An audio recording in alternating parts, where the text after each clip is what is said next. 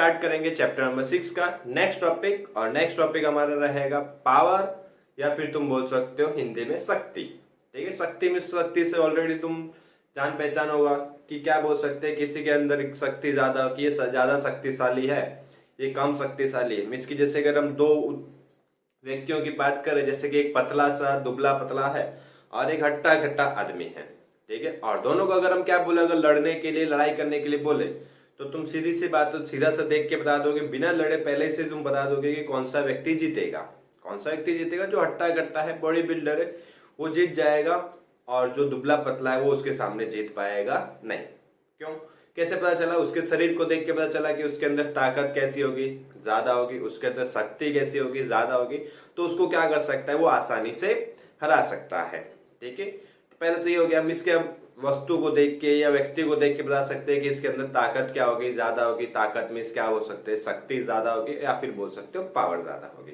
ठीक है, और अभी तक जो चैप्टर हमने देखा था उसके अंदर हमने क्या देखा? सबसे पहले हमने जब स्टार्ट किया था चैप्टर नंबर 6, तो उसके अंदर हमने सबसे पहले देखा था कार्य, फिर देखा था गतिज ऊर्जा, फिर देखा था स्थितिज ऊर्जा, और उसके बाद देखा था यांत्रिक ऊर्जा, और उसके बाद हमारा नेक्स्ट टॉपिक आता है शक्ति। इसकी उन्हीं चीजों का हमें उपयोग करके, यूज करके क्या करना है, नेक्स्ट टॉपिक स्टार्ट करना है। ठीक है, तो पहले हम क्या कर लेते हैं, टॉपिक डाल लेते हैं, और हमारा टॉपिक रहेगा आज का, तुम लिख सकते हो शक्ति या फिर लिख सकते हो पावर। और देखो, पावर में लिखते इसीलिए इसको, शक्ति को हम किससे दर्शाएंगे, कैपिटल पी से। ठीक है, तो पावर को या शक्ति को हम किससे दर्शाएंगे, क्योंकि पावर बोलते हैं तो पावर का कैपिटल पी आ जाएगा, इसके लिए शक्ति को हम किससे दर्शाएंगे, कैपिटल पी से। ठीक है, तो बट रियल में होता है क्या है, अब वो देखते हैं। तो जैसे मान लो दो व्यक्तियों को हम क्या कर रहे हैं, काम दे रहे हैं। क्या काम दे रहे हैं? जैसे मान लो 10 किलोग्राम का कोई बॉक्स है। ठीक है, 10 किलोग्राम का कोई बॉक्स है, और उसको हमने कहाँ पे रखा है, जमीन पे रखा है, और उसको हमें कहाँ पे लेके जाना है, 3rd फ्लोर पे या 4th फ्लोर पे लेके जाना है। कोई एक बिल्डिंग है, उसके 3rd फ्लोर पे लेके जाना है। ठीक है, 10 किलो का है, तो कोई व्यक्ति उठाएगा और 3rd फ्लोर पे लेके चला जाएगा। तो वैसे मान लो हमने वहां पे दो व्यक्ति रखे। ठीक है, पहले व्यक्ति को बोला कि ये बॉक्स उठा के तुम्हें कहाँ पे रखना है, 3rd फ्लोर पे लेके जाना है। उन्होंने उठाया और ऊपर लेके गए, और 3rd फ्लोर पे जाके उन्होंने रख दिया। फिर दूसरा व्यक्ति आया, दूसरे व्यक्ति को भी हमने सेम काम दिया, वही काम दिया, तो उन्होंने भी बॉक्स उठाया और उसको उठा के जाके कहाँ पे रख दिया, 3rd फ्लोर पे रख दिया। तो दोनों के लिए यहाँ पे अगर हम देखें, कार्य कैसा है, बराबर है। दोनों कहाँ से उठा रहे, जमीन से, ग्राउंड से उठा रहे, और कहाँ पे जाके रख रहे, 3rd फ्लोर पे जाके रख रहे हैं। तो दोनों के लिए ऊंचाई बराबर है, दोनों के लिए कार्य बराबर, सब कुछ बराबर है, तो दोनों के लिए पावर भी कैसा हो सकता है, बराबर होगा, दोनों में शक्ति बराबर होगी। बट अंतर क्या हो सकता है, क्या सभी व्यक्तियों को समान समय लगेगा? नहीं, सब काम तो समान करेंगे, लेकिन सबके लिए समय कैसा होता है, अलग अलग होता है। जैसे मान लो कुछ व्यक्ति क्या होते हैं, जैसे कि विद्यार्थियों की बात करेगा, घर से निकलते हैं, जैसे कि मान लो दो व्यक्ति विद्यार्थी हैं कि दोनों का घर स्कूल से 5 किलोमीटर की दूरी पर है। ठीक है, दोनों विद्यार्थियों का स्कूल से घर 5 किलोमीटर की दूरी पर है, और दोनों अगर मान लो घर से चलना शुरू करते हैं, तो एक को आने में मान लो लग रहा है 5 मिनट, और एक को आने में लग रहा है 7 से 8 मिनट। मतलब क्या क्या होगा, उसने थोड़ी जल्दी की होगी, उसने ताकत लगाई होगी, शक्ति होगा उसके अंदर, तो जल्दी का पहुंच गया होगा। और दूसरा वाला जो व्यक्ति था, उसको आने में क्या हो रहा है, देरी लग रही है, मतलब उसके अंदर क्या होगी, शक्ति कम होगी, या फिर कहीं और टहल रहे होंगे। ठीक है, तो ये चीज हो सकती है। इसके अगर कोई काम जल्दी कर रहा है, तो उसके अंदर हम ये बोल सकते हैं कि उसके अंदर शक्ति ज्यादा होगी, तो जल्दी काम जल्दी जल्दी कर रहा होगा। और किसी की व्यक्ति के अंदर अगर मान लो हम ये बोल सकते हैं कि पावर कम है, शक्ति कम है, तो क्या कर रहा होगा, काम धीरे धीरे कर रहा होगा। तो यहाँ से हम एक चीज निकाल सकते हैं, काम भले समान कर रहे हो, लेकिन अगर किसी व्यक्ति को समय ज्यादा लग रहा है, मतलब उसके अंदर शक्ति या पावर कैसी है, कम है। या फिर किसी व्यक्ति को ये बोल सकते हैं समय कम लग रहा है, तो मतलब उसके अंदर पावर या शक्ति कैसी है, ज्यादा है, ये बोल सकते हो। ठीक है, तो यहाँ सब देखो, तो मतलब पावर का यहाँ से यह चीज देख सकते हैं, किसी न किसी चीज से कि समय पे आधारित होगा। इसकी दो चीजों पे आधारित होगा, एक तो काम पे और समय पे। अगर काम ज्यादा कर रहा है, तो तुम क्या बोल सकते हो कि काम ज्यादा कर रहा है, मतलब उसके अंदर शक्ति ज्यादा है। और कम समय में कर रहा है, मतलब क्या होगा, उसके अंदर शक्ति ज्यादा है। दूसरा, काम कम कर रहा है, तो व्यक्ति के अंदर क्या है, शक्ति कम है। और समय भी क्या कर रहा है, समय उसको अगर कम लग रहा है, समय ज्यादा लग रहा है, समय ज्यादा लग रहा है, मतलब उसके अंदर शक्ति कैसी, कम है। इस समय के कैसे आ रहा है, विरोधी आ रहा है, मीन्स व्युत्क्रमानुपाती आ रहा है। तो उसमें से अगर हम सूत्र देखें, फॉर्मूला देखें, तो फॉर्मूला हमारा कुछ हो सकता है ऐसा, P बराबर W बटे T। W यहाँ पे क्या हो जाएगा, कार्य, और T क्या हो जाएगा यहाँ पे समय। तो यहाँ पे इस परिभाषा अगर बोलना चाहे शक्ति की, तो शक्ति की परिभाषा में हम ये बोल सकते हैं किसी भी व्यक्ति को कार्य करने की जो दर होती है, कहीं पे भी अगर दर देखो वर्ड लिखा हो, किसी भी कार्य को करने की दर को, किसी कार्य को करने की दर को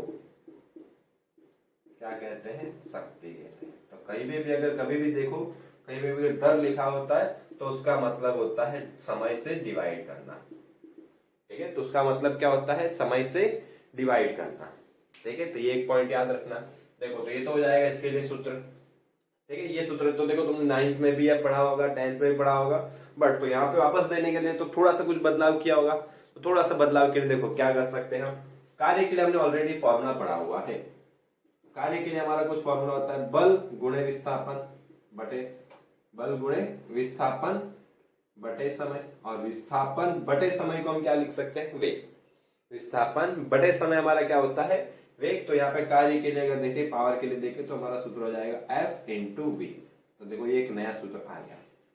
ये तो था बट हमारे सिलेबस में इसका यूज किया हुआ है। ये तो हम ऑलरेडी पढ़ चुके थे 9th में। तो यहाँ पे नया पढ़ा है, तो नया पढ़ा है तो थोड़ा सा कोई नई चीज आएगी। तो नई चीज यहाँ पे ये आ गई कि बल कार्य का हमने सूत्र रखा बल गुणे विस्थापन, और विस्थापन बटे समय को हम क्या लिख सकते हैं? वेग। तो यहाँ पे पावर के लिए, शक्ति के लिए हमें एक नया सूत्र मिल गया, जिसको हम क्या लिख सकते हैं? बल इंटू वेग। ठीक है, चलो देखो तो ये तो हो गया इसके लिए सूत्र के लिए। कार्य दिया हो, समय दिया तो इस सूत्र का उपयोग कर सकते हो, बल और वेग दिया हो तो इस सूत्र का उपयोग कर सकते हो। ठीक है, अब इसके लिए अगर मात्रक के लिए देखें, तो मात्रक के लिए देखो एक चीज हो सकती है। मात्रक के लिए अगर देखें तो कार्य को हम किस में मापते हैं? जूल में, और समय को किस में मापते हैं? सेकंड में। तो एक मात्रक तो इसका हो जाएगा जूल पर सेकंड। क्या हो सकता है? एक मात्रक इसका जूल पर सेकंड। ठीक है, अब देखो यहाँ पे एक चीज और याद रखनी जैसी है, 1 जूल पर सेकंड को ही क्या बोलते हैं? 1 वॉट। 1 जूल पर सेकंड को हम क्या लिख सकते हैं? 1 वॉट। यहाँ पे एक नया मात्रक मिलेगा हमें, वॉट। तुम जूल सेकंड लिखो या फिर क्या लिख सकते हो? वॉट। पूरा वॉट लिखने की जरूरत नहीं, उसकी जगह तुम सिर्फ डब्ल्यू भी लिख सकते हो। ठीक है, ये हुआ हमारा मात्रक के लिए। अब देखो थोड़ा सा इसके लिए बता देते हैं कि वॉट की हमें जरूरत क्यों पड़े? सर जूल पर सेकंड लिख रहे थे, जूल हमने ऑलरेडी पढ़ा हुआ है, सेकंड भी पढ़ा हुआ है, तो नया शब्द देने की जरूरत क्या है? तो वॉट आया कहां से पहले बता देते हैं। जेम्स वॉट नाम के एक वैज्ञानिक थे जिन्होंने सबसे पहले एक भाप इंजन की खोज की थी। ठीक है, जेम्स वॉट नाम के एक वैज्ञानिक थे जिन्होंने सबसे पहले भाप इंजन की खोज की थी। और इंजन का उपयोग क्या करते हैं? किसी चीज को यहाँ से वहां ले जाने के लिए, मीन्स कार्य करने के लिए। तो कार्य करने के लिए यहाँ पे किसकी जरूरत पड़ी थी? शक्ति की, पावर की।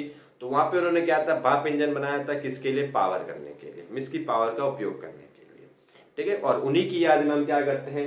यहाँ पे मात्रक देते हैं उनका, उनकी याद में हम क्या करते हैं? पावर को क्या मात्रक दे दिया?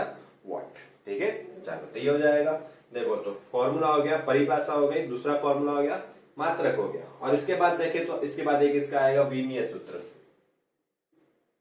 ठीक है, इसके बाद अगर देखें तो इसका एक आएगा विमीय सूत्र। और विमीय सूत्र भी अगर हम देखें तो विमीय सूत्र आएगा इसका M1 L2 T - 3। ठीक है, इसका विमीय सूत्र आएगा M1 L2 T - 3। ठीक है, देखो हो जाएगा। यहाँ से तुम निकाल सकते हो जूल कार्य का रख दो बटे समय में, या फिर यहाँ से निकाल सकते हो। ठीक है, आराम से तुम्हारा विमीय सूत्र निकल जाएगा। ठीक है, ये चीज याद रखना। देखो एमसीक्यू में काफी बार क्वेश्चन आता है यहाँ से। चलो देखो ये मात्रक तो हो गया, लेकिन अब रियल लाइफ में क्या होते हैं? इसके ज्यादा और भी मात्रक का यूज किया हुआ है। जैसे कि हम जो घर में देखते हैं कि हम बोलते हैं ना कि पावर आ गया, पावर चला गया। ठीक है, तो भी तो होता है, बट वो पावर देखो विद्युत पावर होता है, और ये जो हम पावर पढ़ रहे हैं यांत्रिक पावर पढ़ रहे हैं। लेकिन इसको भी तुम वहां पे उपयोग कर सकते हो, कोई जरूरत नहीं, फॉर्मूला यही रहता है, कोई फर्क नहीं होता है। लेकिन एक चीज होती है, मात्रक बदल जाता है। ठीक है, उसके लिए अगर मात्रक देखें तो उसके लिए मात्रक रहेगा तुम्हारा किलोवाट।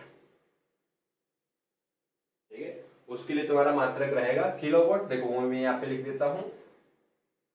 उसके लिए मात्रक हमारा रहता है 1 किलोवाट, और इसके लिए रहेगा 3.6 × 10⁶ जूल।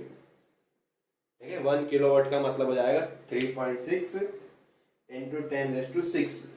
मतलब कि अगर क्या होता है 3.6 × 10⁻⁴ जूल, इतना ऊर्जा या इतना कार्य को अगर तुम क्या करते हो? यूज करते हो, तो उसको हम क्या लिखते हैं? 1 किलोवाट। और हमारे घर पे जो कभी भी अगर तुम देखा हो तो लाइट बिल आ रहा हो, तो लाइट बिल को देखो वहां पे तुमने लिखा होगा कि तुमने वहां पे कितनी ऊर्जा का, विद्युत ऊर्जा का यूज किया हुआ है, कितनी विद्युत ऊर्जा का तुमने उपयोग किया हुआ है। तो वहां पे जूल नहीं लिखा आता है, वहां पे किलोवाट लिखा आता है कि तुमने इतने किलोवाट का इस महीने उपयोग किया और उसके हिसाब से क्या होता है बिल बन के आता है। ठीक है, तो तुम किलोवाट को क्या कर सकते हो, जूल में कन्वर्ट कर सकते हो। तो उसके लिए क्या रहेगा, 1 kilowatt is equal to 3.6 into 10⁻6 joule. ठीक है, तो ये क्या पे यूज होता है, विद्युत चीजों में, विद्युत ऊर्जा के लिए। ठीक है, और इसी के बाद अगर देखें तो एक और रहता है हमारा, जिसको हम लिख सकते हैं 1 HP is equal to 746 watt. ठीक है, और एक मात्रक रहेगा 1 HP is equal to 746 watt. 1 HP मतलब क्या, HP मतलब हॉर्स पावर। हॉर्स पावर मतलब घोड़े जैसे शब्द बोलते हैं ना, कि सबसे ज्यादा अगर हम देखें तो सबसे ज्यादा ताकत किसके अंदर होती है, घोड़े के अंदर। ठीक है, और देखो घोड़े के लिए एक चीज होती है, घोड़ा कभी भी बैठता नहीं है और ना कभी बैठ के सोता है, वो हमेशा खड़ा रहता है, क्योंकि उसके अंदर बहुत ताकत रहती है, सभी चीजें रहती हैं। ठीक है, तो उसी की वहां से उन्होंने एक नया शब्द निकाल दिया, हॉर्स पावर। ठीक है, इसका उपयोग क्या होता है, इसका उपयोग होता है गाड़ियों में। इसकी गाड़ियां होती है ना, कि इसके अंदर इतनी ताकत है, इतनी स्पीड से गाड़ी चल सकती है, तो उसके अंदर ऊर्जा होगी, उसके अंदर शक्ति होगी, पावर होगा, तो उसके अंदर इतना पावर होता है। या फिर मोटर होती है ना, जो मोटर हम पानी वगैरह चढ़ाने के लिए यूज करते हैं, तो वहां पे भी तुम देखोगे तो वहां पे भी HP का यूज करते हैं, कि इतने हॉर्स पावर की मोटर है तो इतने ऊंचाई तक पानी क्या कर सकती है, पहुंचा सकती है। ठीक है, मोटर हो गया, मोटर का ही उपयोग हम क्या करते हैं, गाड़ी वगैरह में करते हैं। तो HP का यूज होगा तुम्हारा यांत्रिक चीजों में, जैसे कि गाड़ी हो गया, या फिर पानी चढ़ाने के लिए जो मोटर वगैरह का यूज करते हैं, उसके अंदर हमारा रहता है हॉर्स पावर। और वॉट को अगर हमें हॉर्स पावर में कन्वर्ट करना है तो क्या करना होता है, 746 वॉट को हम क्या बोल सकते हैं, 1 हॉर्स पावर। और इसलिए इससे भी तुम्हारा काफी बार क्वेश्चन बनता है, कि तुम्हें पावर तो ज्ञात करने के लिए बोलेंगे क्वेश्चन में, लेकिन पावर ज्ञात करने के साथ साथ तुम्हें ये भी बोलेंगे कि किसमें ज्ञात करो, हॉर्स पावर में ज्ञात करो। तो कुछ नहीं करना है, 746 से अगर तुम डिवाइड कर दो तो तुम्हें किसमें मिल जाएगा, हॉर्स पावर में मिल जाएगा। ठीक है, तो इतना नोट डाउन कर लो। और देखो 2 मार्क्स में क्वेश्चन पूछ सकते हैं, और इसका न्यूमेरिकल फिक्स है, 1 मार्क्स में क्वेश्चन आने के चांसेस भी बहुत है। ठीक है, स्क्रीन वीडियो को पॉज कर लो, स्क्रीनशॉट ले लो, और बाद में आराम से नोट डाउन कर लेना। और कोई डाउट हो रहा हो तो नीचे कमेंट कर सकते हो।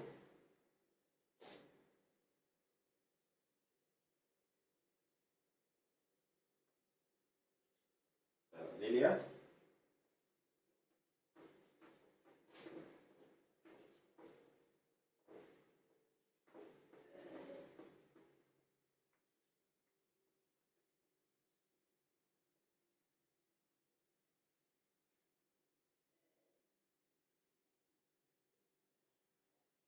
इसके बाद अगर देखें तो इसके बाद तुम्हारा एक आता है, उदाहरण है 6.11। देखो क्वेश्चन में पढ़ के सुना देता हूँ। ठीक है, आराम से सॉल्व करेंगे, क्वेश्चन के लिए जरूरत नहीं पड़ेगी। क्वेश्चन में बोला an elevator can carry, means की एक लिफ्ट की बात कर रहे हैं। क्या, जो लिफ्ट होती है ना, हम बिल्डिंग में ऊपर नीचे जाने के लिए जो लिफ्ट का उपयोग करते हैं, वो लिफ्ट के लिए दिया हुआ है। लिफ्ट के लिए क्या बोला है कि एक एलिवेटर की मैक्सिमम कैपेसिटी, मींस की एक लिफ्ट जो होती है उसकी महत्तम क्षमता कितनी है, 1800 किलोग्राम है। और वो कितनी स्पीड से ऊपर जा रहा है, 2 मीटर पर सेकंड की स्पीड से ऊपर जा रहा है। मतलब एक तो उसकी क्षमता दे दी, मींस द्रव्यमान दे दिया है। और द्रव्यमान में देखो उन्होंने बोला है कि पैसेंजर, इसके अंदर जो व्यक्ति खड़े होते हैं, और लिफ्ट का खुद का द्रव्यमान, दोनों का मिला के द्रव्यमान उन्होंने दिया हुआ है। तो पहले हम क्या करते हैं, क्वेश्चन नंबर डाल देते हैं। उदाहरण नंबर होगा ये हमारा 6.11, और देखो क्या दिया है, स्टार्टिंग में हमें द्रव्यमान दिया है, और कितना दिया हुआ है, 1800 किलोमीटर, 1800 किलोग्राम। और क्या बोल रहे हैं कि लिफ्ट क्या कर रहे हैं, ऊपर जा रही है। जैसे यहाँ पे मान लेते हैं ये हमारी हो गई लिफ्ट, और इसके अंदर कोई व्यक्ति होंगे।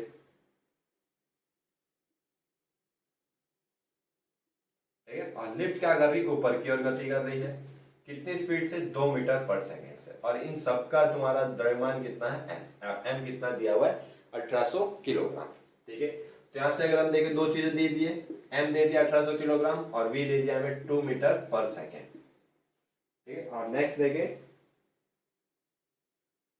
और देखो अब लिफ्ट ऊपर जा रही है, तो वहां पे क्या होगा, किसी न किसी चीज की यहाँ से मोटर होगी, तो मोटर के साथ वो क्या कर रही होगी, घिस रही होगी। या फिर यहाँ पे साइड में जो दीवार होगी, यहाँ पे किसी न किसी चीज से क्या होगी, लगी हुई रहेगी। ठीक है, तो उनके बीच में वहां पे क्या लग रहा होगा, घर्षण लग रहा होगा। और घर्षण लगता है तो घर्षण हमेशा कहाँ लगता है, विपरीत दिशा में। ठीक है, तो घर्षण कहाँ पे लगता है, यहाँ पे विपरीत दिशा में। और वो बल कितना लग रहा है यहाँ पे, F, और वो कितना बता रहे हैं, उन्होंने वैल्यू दी है घर्षण बल के लिए 4000 न्यूटन। ठीक है, लिफ्ट जा रही है ऊपर की तरफ, और नीचे की तरफ एक घर्षण बल लग रहा है और विरोधी बल लग रहा है, या बोल सकते हो कि विरोध मतलब उसकी गति को क्या कर रहा होगा, रोक रहा होगा। और वो कितना बल लग रहा है, 4000 न्यूटन। ठीक है, इतना बल लग रहा है विरोधी दिशा में। ठीक है, और देखो इतना हो गया। और क्वेश्चन बोला है तो उसके लिए पावर ज्ञात करो। तो मोटर को यहाँ पे कितना पावर लगाना पड़ेगा कि लिफ्ट 2 मीटर पर सेकंड से ऊपर कंटिन्यूसली एक सतत वेग से गति करती रहे। कि विरुद्ध दिशा में अगर इतना बल लग रहा है तो मोटर को कितना पावर या मोटर को कितनी शक्ति लगानी पड़ेगी जिससे 2 मीटर पर सेकंड से ऊपर से गति कर सके। तो इसके लिए हमें क्या ज्ञात करना है, पावर ज्ञात करना है। और देखो दूसरा एक चीज बोली, पावर तो ज्ञात करना है, लेकिन वहां पे बोला भी है कि किसके अंदर ज्ञात करना है, हॉर्स पावर में ज्ञात करना है। तो पहले हम क्या करेंगे, वॉट में निकालेंगे, और वॉट में निकालने के बाद लास्ट में उसको हम क्या कर देंगे, हॉर्स पावर के अंदर कन्वर्ट कर देंगे। ठीक है, चलो देखो तो इसके लिए अगर हम पहले देखें तो अभी इस पे कोई और बल लग रहा होगा। अब देखो द्रव्यमान है तो एक बल और लग रहा होगा, कौन सा बल, गुरुत्वाकर्षण बल। और गुरुत्वाकर्षण बल कहाँ लग रहा होगा, वो भी नीचे की तरफ। और गुरुत्वाकर्षण बल के लिए सूत्र क्या होता है, mg। तो यहाँ पे अगर हम देखें तो कुल बल क्या हो जाएगा, कुल बल यहाँ पे दो होंगे, एक तो होगा हमारा mg और एक ये जो विरोधी बल लग रहा है f। ठीक है, दोनों बल लग रहे हैं और दोनों नीचे की दिशा में लग रहे हैं, इसके लिए दोनों को प्लस माइनस लेने की हमें जरूरत नहीं है। तो कुल बल की अगर हम बात करें तो बल हो जाएगा हमारा mg और हो जाएगा 4000 न्यूटन। तो mg के लिए अगर कर सकते हैं हम 1800, और g का मान देखो अगर क्वेश्चन में नहीं दिया है तो यहाँ पे हम 10 ले सकते हैं। ठीक है, तो ये हो जाएगा 10 प्लस f का मान हो जाएगा यहाँ पे 4000। तो 1800 इंटू 10, 18,000 प्लस 4000 तो हो जाएगा 22,000 न्यूटन। देखो यहाँ पे बल का मान मिल गया, कुल बल का मान मिल गया हमें 22,000 न्यूटन। ठीक है, इसको F1 कंसीडर कर लेते हैं। देखो और अब हमें क्या करना है, पावर ज्ञात करने के लिए बोला है, शक्ति ज्ञात करने के लिए बोला। तो शक्ति के लिए हम एक काम कर सकते हैं, P के लिए हमने दो सूत्र देखे थे, एक तो था W/T और एक था F × V। ठीक है, तो यहाँ पे W तो हमें कहीं दिखाई नहीं दे रहा है और ना कहीं समय दिखाई दे रहा है, तो हम उस सूत्र का उपयोग नहीं कर सकते।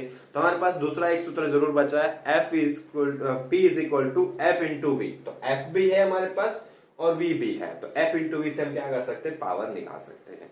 लेकिन बोलोगे सर हमें लिफ्ट तो ऊपर की तरफ लेके जानी है और बल तो नीचे की तरफ लग रहा है, तो कैसे। अब देखो यहाँ पे हम एक काम कर सकते हैं, अगर नीचे की तरफ अगर लग रहा है 22,000 न्यूटन, तो मोटर को भी कितना लगाना पड़ेगा, 22,000 कम से कम लगाना पड़ेगा। ठीक है, देखो नीचे की तरफ कुल बल कितना लग रहा है, F1 + mg, और हमने जब निकाला तो कितना आया, 22,000 न्यूटन। मतलब नीचे की तरफ बल लग रहा है 22,000 न्यूटन, और लिफ्ट को अगर मुझे मान लो ऊपर लेके जाना हो तो कम से कम कितना लगाना पड़ेगा, 22,000 तो लगाना पड़ेगा। और 22,000 से जैसे ही मैं बल ज्यादा कर दूंगा, ठीक है 22,000 करूंगा तो लिफ्ट क्या हो जाएगी, वहां पे रुक जाएगी, ना ऊपर जाएगी ना नीचे की तरफ जाएगी। लेकिन जैसे ही मेरा बल का मान 22,000 से ज्यादा हो जाएगा तो लिफ्ट कहाँ चलनी शुरू कर देगी, ऊपर की तरफ। तो कम से कम हमारा बल कितना होना चाहिए, 22,000 न्यूटन। मतलब इतना बल तो होना चाहिए, इससे ज्यादा होते ही लिफ्ट क्या करेगी, ऊपर की तरफ बढ़ती है। तो उससे ज्यादा करने के लिए जरूरत नहीं, हम कम से कम इतना मान ले सकते हैं। और यहाँ से हम क्या कर सकते हैं, पावर निकाल सकते हैं। तो पावर के लिए हमारा सूत्र हो जाएगा F × V। ठीक है, F के लिए क्या हो जाएगा, 22,000, और V वैसे में दिया हुआ है 2 मीटर पर सेकेंड। यहां से अगर हम देखें तो हमारा कुछ आंसर आएगा 44,000 वॉट। देखो मिल गया, बट अब उन्होंने वॉट तो मिल गया, लेकिन उन्होंने क्या बोला है कि क्वेश्चन में एक चीज और दी है कि इसके अंदर ज्ञात करने के लिए बोला हुआ है हॉर्स पावर के लिए। इसके लिए ज्ञात करने के लिए बोला है हॉर्स पावर के लिए। तो अभी हमने देखा था कुछ ऐसा था, हमारा 746 वॉट बराबर हमारा होता है 1 HP। ठीक है, 746 वॉट बराबर होता है हमारा 1 HP। तो हमें कितने के लिए चाहिए, 44,000 वॉट = कितना। ठीक है, क्या करेंगे, क्रॉस मल्टीप्लाई, तो क्या आ जाएगा 1 HP या सॉरी पावर = क्या हो जाएगा 1 × 44,000 डिवाइड बाय क्या हो जाएगा 746। ठीक है, और इससे डिवाइड करोगे तो देखो तुम्हारा आंसर आ रहा है 59 HP। क्या हो जाएगा 59 हॉर्स पावर। ठीक है, देखो तो ये था। और इसमें अगर कोई भी डाउट हो तो आप जरूर कमेंट कर सकते हैं।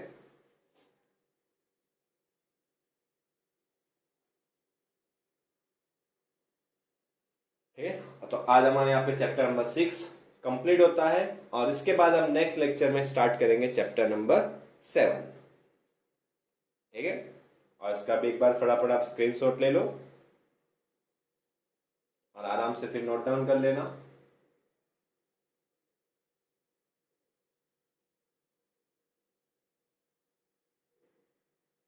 ओके, वीडियो देखने के लिए थैंक यू, और पसंद आया तो सब्सक्राइब ज़रूर करना।